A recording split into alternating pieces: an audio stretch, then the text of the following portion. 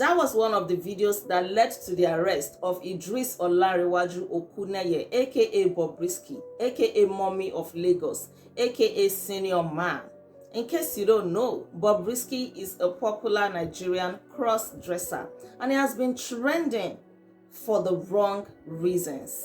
I'll give you a quick gist about what actually happened and share the divided opinions on this matter, and of course my own take on this whole saga. So Bobrisky was arrested on the 3rd of April 2024 and he has been arraigned before Justice Abimbola Awogboro of the Federal High Court in Lagos. Charges 1, 2, 3 and 4 border on the abuse of the naira or the mutilation of the naira, while 5 and 6 border on money laundering and tax evasion. Although the judge has now struck out charges 5 and 6, so he is now left with 1 to 4, which is the abuse of the naira. So based on that first video that you saw, a lot of people have been saying, but what did he do wrong? He was just spraying money and he was even spraying into a carton. So how did he abuse the naira in this instance? How did he mutilate the naira? He didn't do anything wrong. But here is another video that also led to his arrest. Please take a look.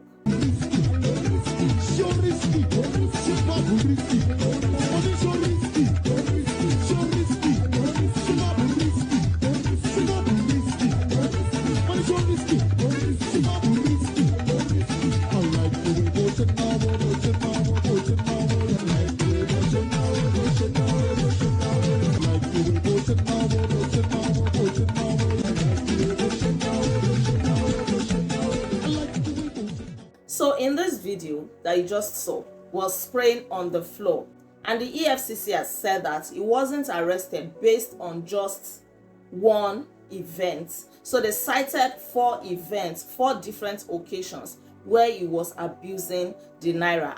And they have also said that they received a petition about him that led to his arrest. So Bobrisky himself, well, I'm going to refer to him as him. Some people refer to him as Shim, but as far as I know, he's still a man. He has not openly declared that he's now a woman. And I know that Idris is a guy's name, so I refer to him as he, him, his. Okay, so Bobrisky has pleaded guilty.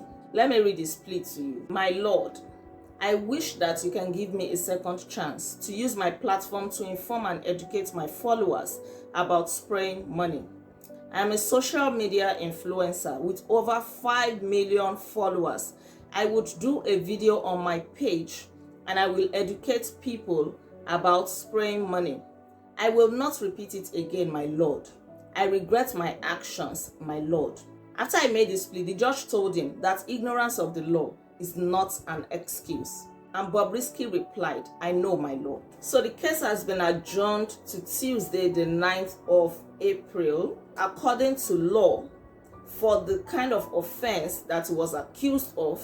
It is either he faces a 6-month jail term or he pays 50,000 naira fine.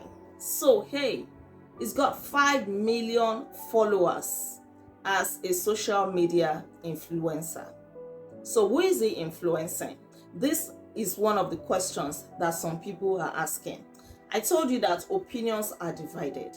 There are different reactions to this. Some people are saying, why should they arrest him? What has he done wrong? Is he the first person to spray money? Spray money at Nigerian parties is a very common thing. In fact, it is more like a cultural thing. What is an Owambe? That is a party without spraying money. And that EFCC should come out to say the reason why they have arrested him. That probably they are just hiding under the abuse of the naira to punish him for something else, because there is currently no clear law in Nigeria against cross-dressing. That's why make him a scapegoat. That after all, at some of these parties, other celebrities were also there who sprayed money. And that's how many people are you going to arrest every Saturday in Nigeria? Thousands of parties go on. How many people do you want to arrest? Why do you single out Bobrisky for this punishment? So they really cannot understand why he's being punished. And from the videos that you saw, they still cannot see the strong offense that he committed to have warranted an arrest. These people believe that is it that the EFCC is making selective arrests or something like that. But there are other people who strongly believe that his arrest is justified, that scapegoat or not, if we are going to see the change that we want in this country, that it must start from somewhere and it must start from someone. So if they have decided to arrest Bobrisky to make him serve as an example so that other people will not commit such a crime, then fine, then so be it. And of course, some people have an undertone of anger about his lifestyle. Like, this guy, what does he even do?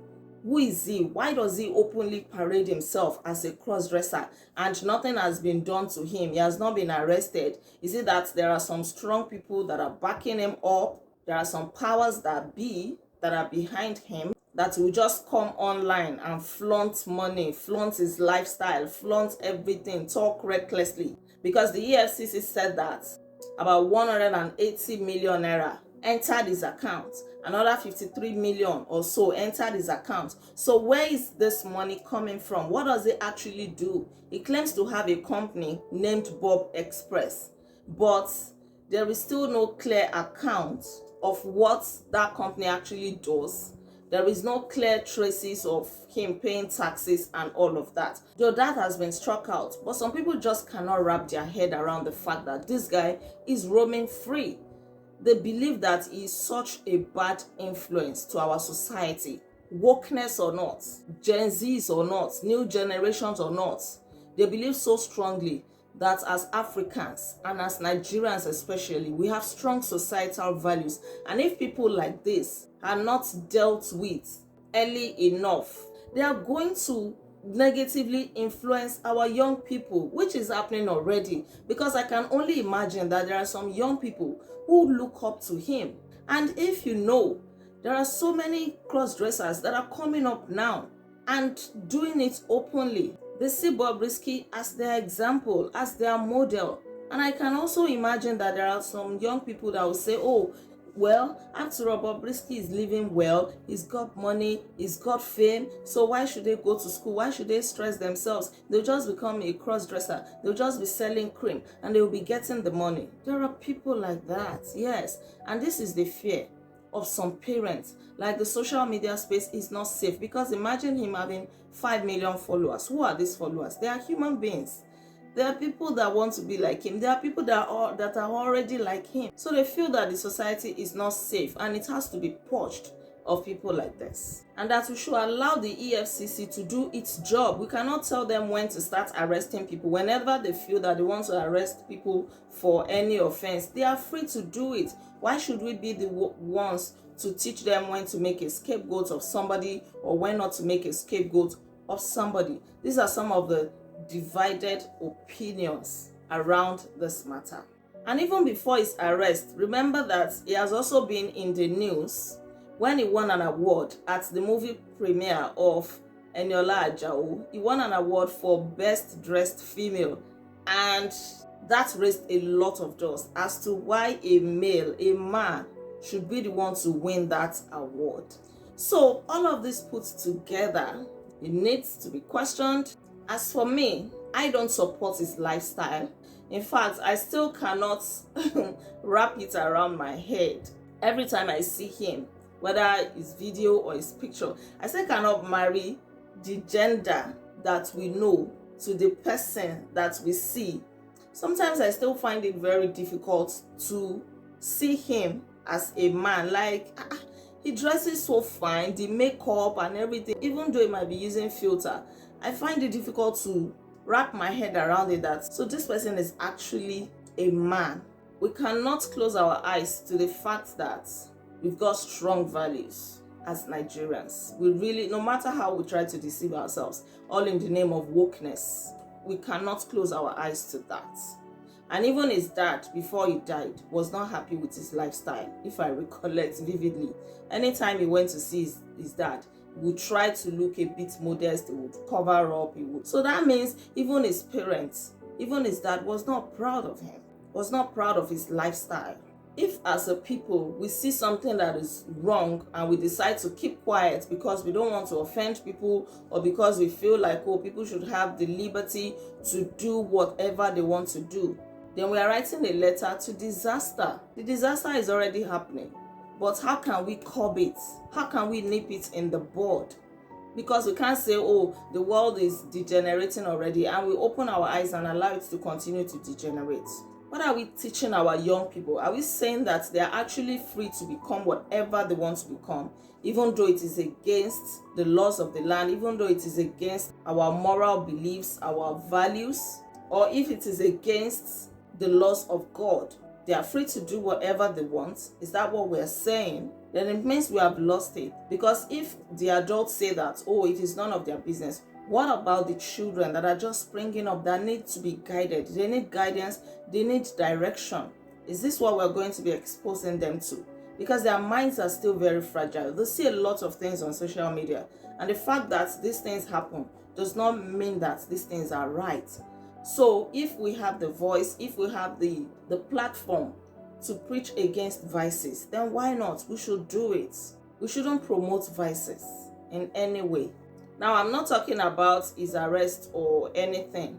If indeed he is guilty, he should be made to face the law. If he is not guilty, if it is an unlawful arrest, like we know that it usually happens in Nigeria, then it is wrong. Because even though we are not in support of his lifestyle, here we should all be concerned about fundamental human rights. He is a human being first, right? So no human being deserves any form of injustice. But if indeed he is guilty, then he should face the wrath of the law. So what do you think? What are your thoughts on this matter? Please share with me in the comment section. Don't forget to like this video. Kindly subscribe to my channel if you are yet to subscribe. I'll come your way again with another insightful video. Until then, be intentional. Bye.